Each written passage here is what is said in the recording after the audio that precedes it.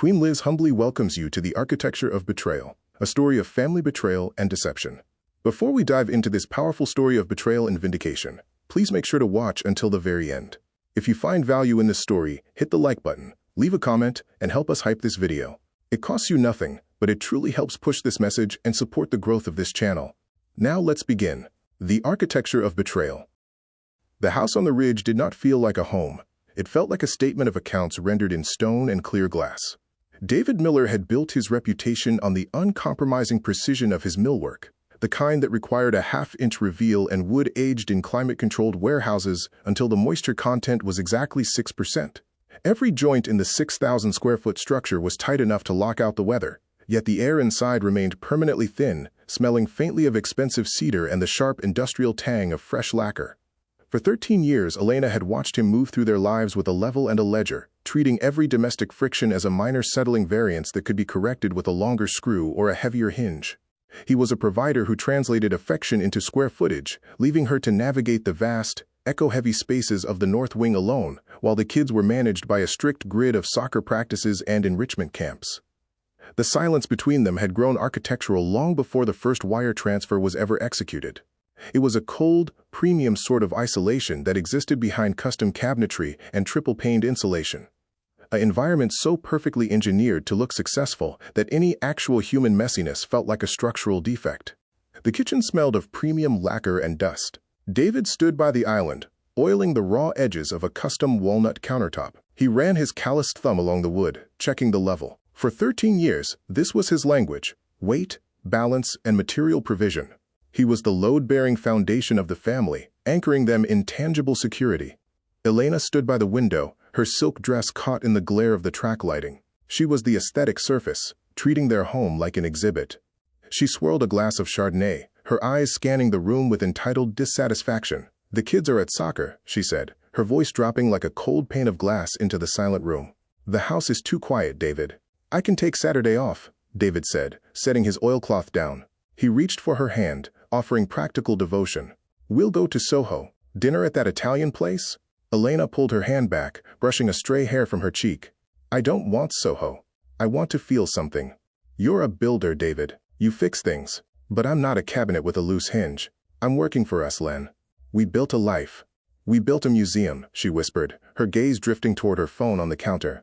It flashed with a notification from the gym. "And I'm just an exhibit." David didn't see the screen blip, but the foundation was already hairline cracked. The structural failure had begun, silent and hidden. David did not look at the phone, but his fingers tightened around the walnut oilcloth until his knuckles turned white. He looked around the pristine kitchen, the seamless stone, the hidden refrigeration panels, the zero-tolerance gaps in the cabinetry. To him, this absolute symmetry was love. It was stability. It was the only way a boy who grew up in drafty rentals knew how to say you are safe. Elena saw only an expensive cage. To her, this lack of friction was not safety. It was emotional sterility.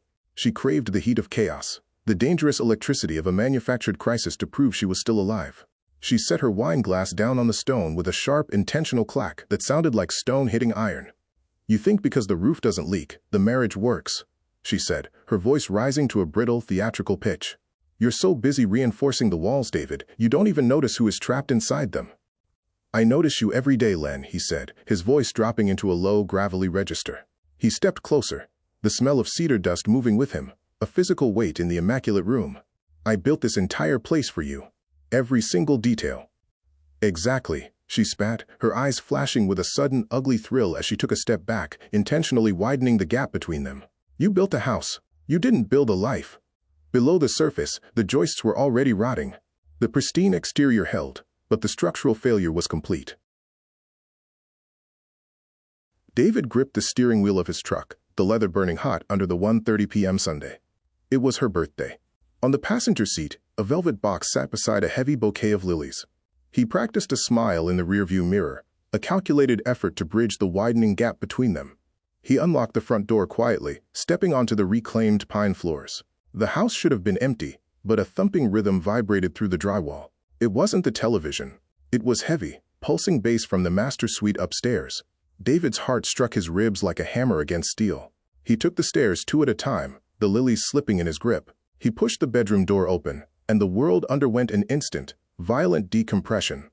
The lilies hit the floor, white petals scattering like shrapnel over the custom rug. Elena was laughing, her head thrown back, as Marcus trailed his calloused hands over her bare shoulders. "David." Elena bolted upright, clutching a silk robe to her chest. Her skin was flushed, her eyes wide with a mixture of shock and immediate calculation. "What are you doing here? What am I?" David's voice cracked, the sound raw and unengineered. "It's your birthday, Elena."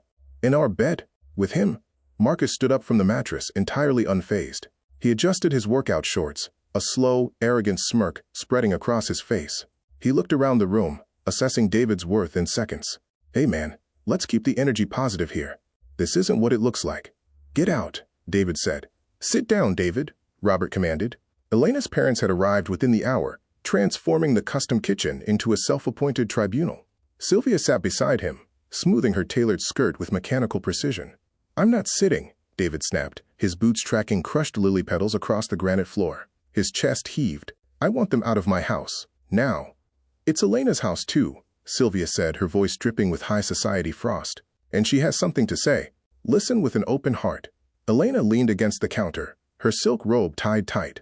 Marcus stood right behind her, his arms crossed over his chest, his posture radiating a smug, predatory comfort.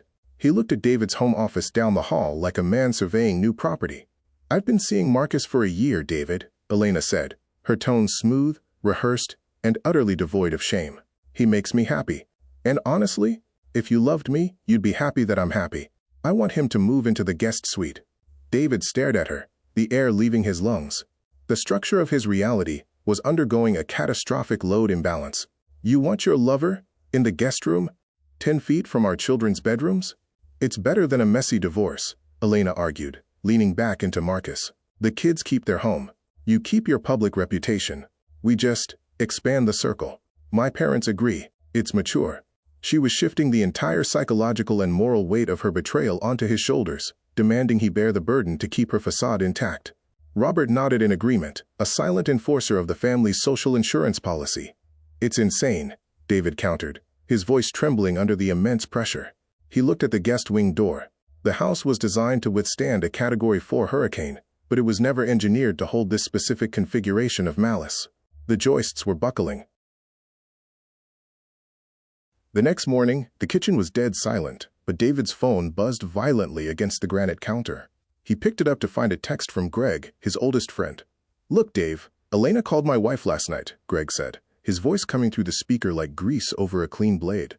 "She's really shook up. She's saying you're acting completely unstable and controlling about this guest room thing. Is it really that big a deal if she has a side thing? People do it all the time now. It keeps the peace, right? Don't blow up your life over pride, man." David slammed the phone down, the glass screen cracking right across the center. The campaign was already live. The tribunal of his in-laws had codified the rules. Greg was acting as the normalizer, and Elena was the architect, distributing the moral weight of her betrayal entirely onto David's shoulders. They were isolating him, systematically reinforcing the perimeter, until he was framed as the irrational antagonist of his own marriage. The office door clicked open.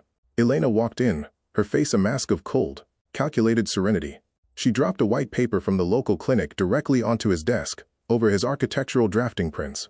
"I'm pregnant," she said, her voice completely unbothered. David's stomach turned, a physical sickness hitting him like a blunt blow. "We haven't slept in the same bed since Christmas, Elena. Not since before the winter freeze." "That doesn't matter," she smiled, a sharp, metallic look in her eyes that sent a chill straight down his spine. "Under the law, you're the husband. You'll sign the birth certificate. You'll pay for the nursery upgrades. If you fight me on this, I'll tell the kids in the court you're the one who walked away from them." She turned toward the window, looking out at the yard. "You think you build things to last, David. But you only build what I let you keep." Elena took a slow step forward, the clinical report under her hand sliding over David's carefully calculated framing schematics. The stark white paper covered his structural equations like a shroud. "The timeline is airtight, David," she said, her voice steady and transaction-oriented. "The clinic confirmed it this morning. 6 weeks." David stared at the lab logo, his pulse roaring in his ears. The room felt suddenly unventilated, trapped behind its airtight insulation. "I haven't touched you since winter, Elena. The dates don't work. We both know whose child this is."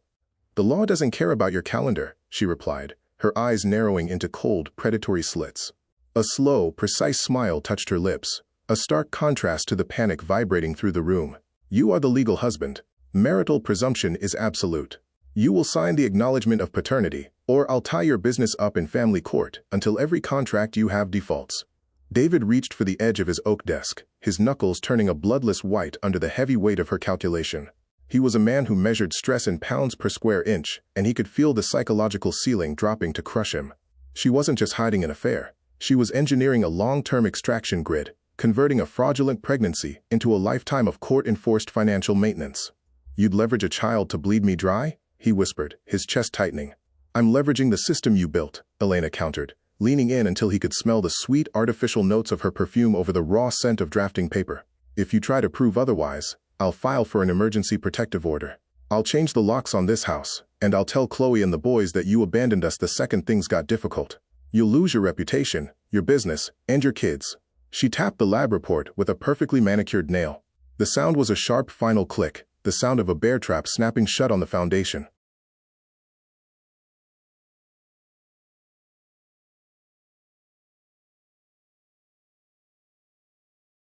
The air in the fourth-floor mediation room was thick, with the scent of stale espresso and old vinyl binders.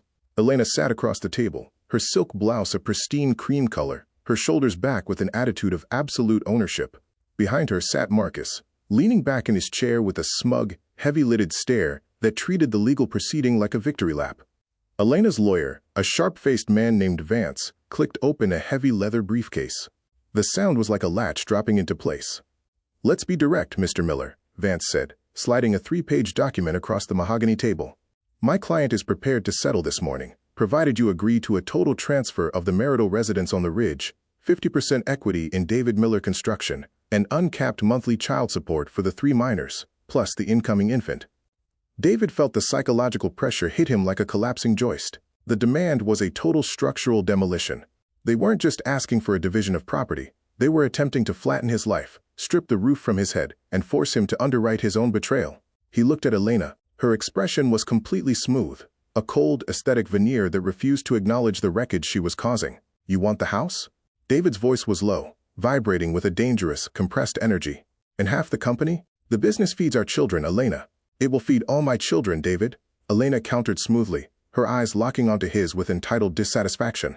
"Marcus and I need space for the nursery. It's what we're entitled to. If you don't sign, we go to trial, and my lawyer will ensure your corporate accounts are tied up in litigation until your subcontractors walk off the job." Marcus let out a quiet, irritating chuckle from the gallery row, crossing his ankles. "Keep it business, bro. Just sign the paperwork so we can get started on the renovations." Beside David, his sister Sarah remained perfectly still, her fingers resting lightly on a closed gray tablet. Her lack of movement was the only thing holding the room from total collapse. Sarah clicked her pen. The sharp, mechanical sound cut through the room's heavy silence like a pneumatic nail gun. She did not look at Elena's smug expression or Vance's outstretched paperwork. Instead, she slid the gray tablet across the mahogany table, its screen glowing with cold, unyielding spreadsheets. "We aren't signing anything, Richard," Sarah said, her voice dropping like a plumb line into the center of the dispute. "Because before we discuss asset division, we need to address the $200,000 hemorrhage in my brother's commercial operating account." Elena's posture stiffened by a fraction of an inch, her hand hovering over her glass of water. "Over the past 14 months, Sarah continued, tapping a finger on the glass screen, 42 separate wire transfers were initiated under Mrs. Miller's administrative credentials. They didn't go to suppliers. They were systematically siphoned directly into a shell entity titled Apex Wellness LLC, registered to a single managing member." Sarah shifted her gaze from the tablet, her eyes locking onto Marcus. The smug look on his face instantly faltered, his jaw tightening as he uncrossed his ankles. "That's grand larceny, Elena," David said, his voice terrifyingly calm, though his knuckles were white where he gripped the edge of the table. "The structural capital that should have paid his men, bought his lumber, and secured his bonds had been systematically stripped away to fund a fraud. You didn't just break the marriage. You tried to bleed the company dry." "Those were legitimate lifestyle consulting draws," Vance countered quickly, though his fingers scrambled to flip through his own brief, looking for a defense that didn't exist. "My client had full management rights over those corporate lines. Not to capitalize a criminal venture," Sarah said smoothly, pulling up a secondary tab on the screen. "We've traced where the money went. Every dollar of that $200,000 was used to underwrite Marcus's personal debts. The foundation of your entire case just buckled, Richard." "That's a lie," Marcus shouted, slamming his palms onto the table. The cheap veneer rattled. "I'm a certified consultant. My business is clean. Sit down." David roared. The sheer volume of his voice slammed through the small room, freezing the air. Marcus dropped back into his chair, his chest heaving as the bravado drained from his face. Sarah didn't blink. She swiped to the next document on her tablet. A stark criminal sheet bearing a state seal. "Your wellness brand is a material failure, Marcus. You're a college dropout with 3 active fraud convictions in New Jersey. You aren't a coach. You're a parasite who finds vulnerable marks to bleed dry." Vance scrambled to cover his documents, his face turning an ashen gray. "Your Honor, sorry, Ms. Miller. This background information is immaterial to the paternity presumption of the marital state." "It's completely material to child endangerment," Sarah countered. "And as for your presumption," she slid a sealed lab envelope across the mahogany. "We extracted DNA from the toothbrush Marcus left in David's bathroom. The non-invasive maternal blood draw matches it. Marcus is the biological father." Elena stared at the envelope, her mouth opening in a silent gasp. Her entire legal extraction grid had just been completely dismantled. David leaned over the table, his shadow burying Elena's neatly organized legal documents. The room felt incredibly small, compressed by a dangerous weight. "As of 9 a.m. today, I initiated a total structural lockdown," David said, his voice dropping into a low, terrifyingly steady rhythm. "The 9 a.m. protocol is already live, Elena." Elena's hand trembled against her cream-colored silk blouse. "What did you do?" "Financial severance," David said, pointing a calloused finger at her attorney. "Every shared account is frozen. Every commercial line of credit has been rerouted. You don't have access to a single dollar of my capital. Furthermore, I've established perimeter security. The locks on the Ridge house were changed 3 hours ago. Your personal belongings are currently sitting in storage pods outside the gate. You can't lock me out of my own home." Elena hissed, her aesthetic veneer completely cracking as she reached toward her phone. "I can when I'm executing custodial preservation," David countered. He slid a certified court filing across the mahogany table. "I've filed for temporary sole custody of Chloe and the boys. We have documented evidence of an active convicted fraudster cohabiting with minors under my roof. The court signed the emergency protection order at dawn. You aren't going back to that house, Elena. And neither is he." Vance stared at the judge's signature on the emergency order, his legal defense collapsing into dust. The framework of her trap was entirely shattered.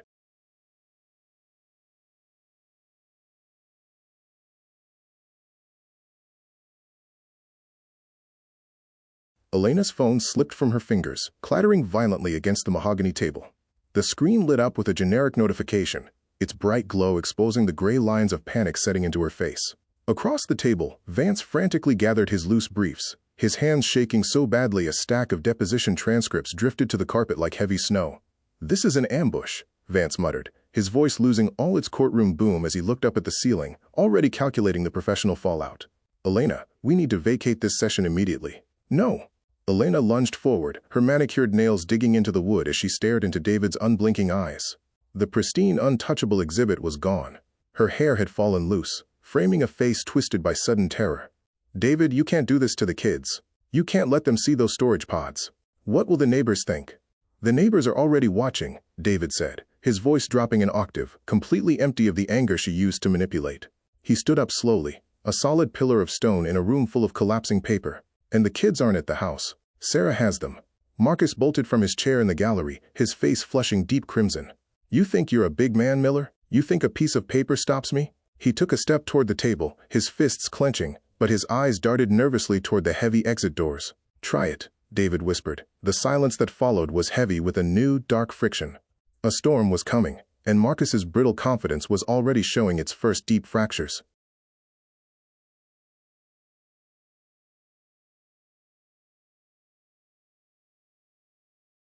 Six months later, the smell of cedar was no longer a sterile barrier.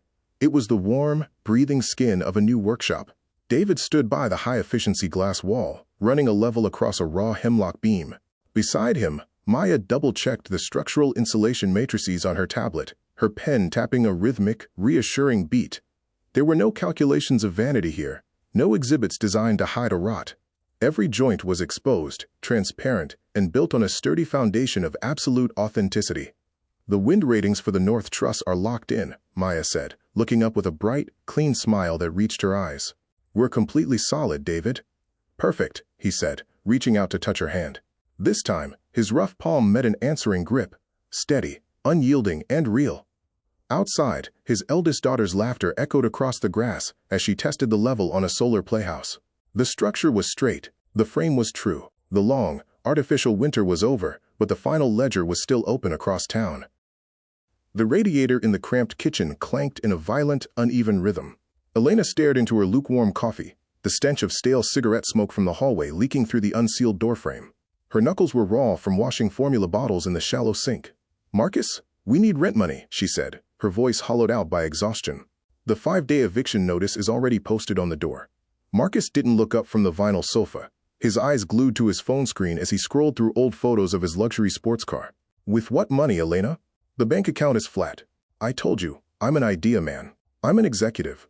I don't do jobs flipping burgers. Your ideas left us broke," she screamed, the temporary facade of her new life completely collapsing into rubble. "You dragged me out of my home for this." "You walked out yourself, babe," Marcus sneered, his tone dripping with mutual resentment. He pointed an aggressive finger at her. "You messed up the legal defense with your brother. You're the asset that depreciated. Go beg your ex-husband." Elena caught her reflection in the bathroom's cracked mirror. The fracture split her face perfectly in two. Outside, a heavy wind rattled the loose window pane, a dark warning of the structural collapse yet to come.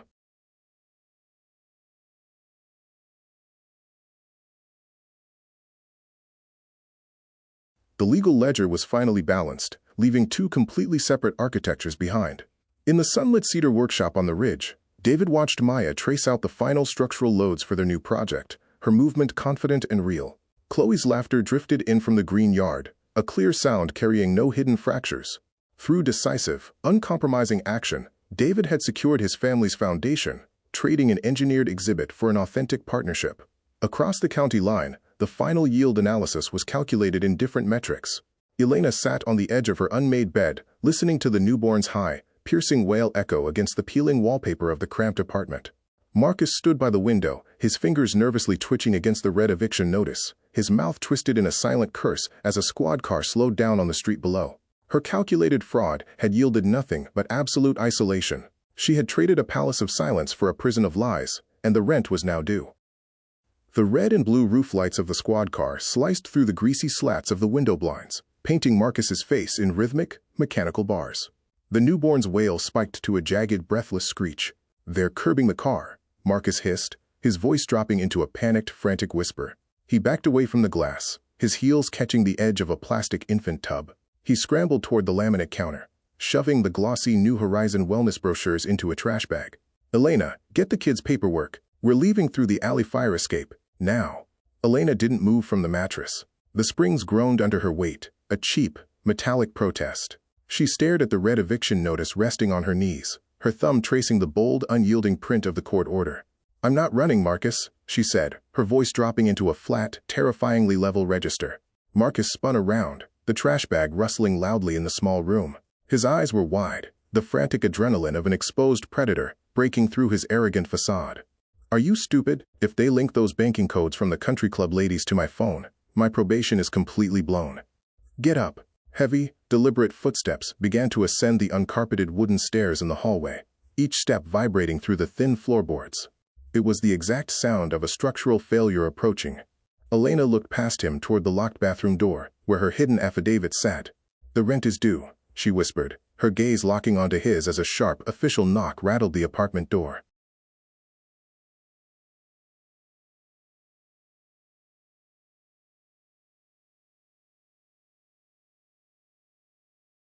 Betrayal is a structural flaw that cannot bear weight. When the price of happiness is extracted through deception and theft, the resulting collapse is inevitable. The architecture of a true life is built on reality, not arrangements. The end.